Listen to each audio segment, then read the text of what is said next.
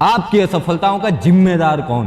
आपके माता पिता, जो चाहते तो हैं कि उनके बच्चे नाम रोशन करें, खूब आगे बढ़े, लेकिन वही माता पिता ये कभी नहीं चाहते कि उनके बच्चे रिस्क लें, कुछ ऐसा कर दिखाएं जो पूरी दुनिया में किसी ने ना किया हो। भारतीय माता पिता तो ये चाहते हैं कि उनके बच्चे घर के अंदर ही रहे, दिन भर घर के अंदर रहे और कुछ ऐसा कर जाए जो कि पूरी दुनिया में उनका नाम हो। या फिर हमारा एजुकेशन सिस्टम, जो कि लॉर्ड मैकाले ने 1835 में सिर्फ इसलिए बनवाया था ताकि वो हमें मानसिक रूप से गुलाम बना सके और उसमें अपना कोई दिमाग नहीं लगाए। और आज हो भी वही रहा है। जब भी हमें व्हाट्सएप पर कोई न्यूज आती है, चाहे वो फेक हो, हम अपना बिना दिमाग लगाए, बिना सोचे समझे उसे फॉरवर्ड करने में लग जाते हैं, क्योंकि हमें एजुकेशन सिस्टम में सेल्फ अवेयरनेस जैसी कोई चीज सिखाई ही नहीं। हमारा एजुकेशन सिस्टम तो हमें इतिहास रटना सिखाता है, ना कि इतिहास रचना। या फिर जिम्मेदार है हमारी सरकारें, जहां यदि एक युवा सरकारी नौकरी पाने के लिए उसको अपने जैसे लाखों युवाओं के साथ कॉम्पिटिट करना पड़ता है। चलो मान लेते हैं ये सब आपके असफलताओं के लिए जिम्मेदार हैं, लेकिन कई सालों से इन्हें जिम्मेदार ठहराने के बाद भी क्या आप सफल हो पाए? नहीं, बिल्कुल भी नहीं, और हो भी नहीं पाओगे। जब तक आप अपने कमियों को नहीं पहचानोगे और उन्हें नहीं सुधारोगे, तब तक आप जीवन में आगे बढ़ ही नहीं सकते मेरे दोस्त। तो ऐसी कौन सी कमियां हैं जो आपको आज से ही सुधारनी चाहिए? पहला, टेक्नोलॉजी का गलत इस्तेमाल। पहली चीज जो आपके जीवन को बर्बाद कर रही है। आज कोई भी इंसान अपने पत्नी, अपने बच्चों, अपने माता पिता से भी ज्यादा समय अपने फोन के साथ गुजारता है। चाहे काम हो या ना हो, वो दिन भर अपने फोन को देखते रहता है। ऐसा क्या है इस फोन में?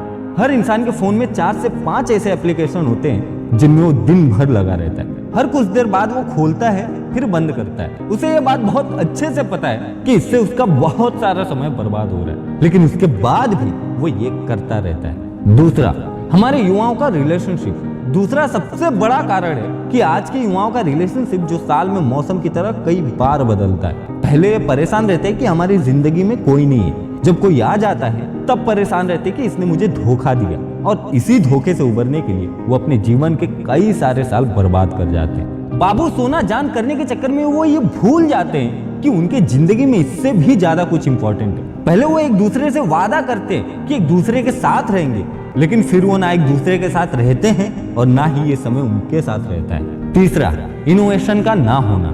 तीसरा सबसे बड़ा इंपॉर्टेंट रीजन है कि हमारी सोच में इनोवेशन का ना होना। आज हम अपने आप को भारतीय बहुत फख्र के साथ कहते हैं, और होना भी चाहिए, कि हमारे सुंदर पिचाई गूगल के सीईओ हैं, सत्य नंडेला माइक्रोसॉफ्ट की सीईओ हैं, इंदिरा नोई पेप्सी की सीईओ हैं, और ऐसे बहुत सारे भारतीय विदेशी कंपनियों के लिए बहुत अच्छा कर रहे हैं। लेकिन आज हमें और हमारे देश को इस बात की जरूरत है कि हम ऐसे कंपनियों की नौकरी करने के बजाय ऐसी कंपनियां खुद खड़ी करें। लेकिन हमारे देश में तो उल्टा ही चल रहा है। फ्लिपकार्ट और पेटीएम जैसी बड़ी कंपनी होने के बाद भी हमने उनका मालिकाना हक विदेशी कंपनियों को दे दिया है। यदि हम ध्यान लगाए कि बड़ा नौकर बनने से अच्छा है कि हम छोटा मालिक बन जाए, तो हम अपने लिए और अपने देश के लिए बहुत कुछ अच्छा कर जाएंगे। खुद की गलतियों को जानने के बाद भी तब तक काम नहीं बनेगा जब तक आप अपनी उन गलतियों को सुधार न लो। चौथा, करके दिखाने में भरोसा रखो। मेरी ये बात हमेशा याद रखना कि दुनिया को सुनाई कम और दिखाई ज्यादा देता है, इसलिए आप बोलने से अच्छा करके दिखाने में भरोसा रखो।